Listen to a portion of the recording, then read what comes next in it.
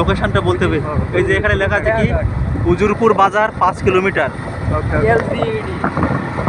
তাহলে এখান থেকে উজুরপুরের দিকে আমরা যাচ্ছি, তাই তো? Yes. Weather is very good. इंशाल्लाह ওই যে নৌকা ওই নদী থেকে মাছ ধরছে জেলেরা। गंतव्य सामने पहुंचाনো। আমরা এসেছি গঙ্গাঘাটি অবদা থেকে, আমরা যাচ্ছি উজিরপুর বাজারের উদ্দেশ্যে। সামনে একটি খেয়াঘাট আছে, আমরা সেখানে নামবো।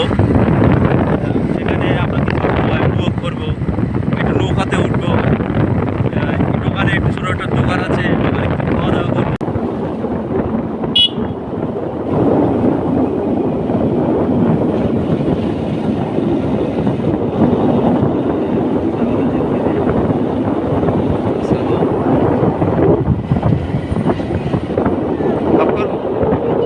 আমরা এখন খেয়াঘাটের দিকে চলে আসছি।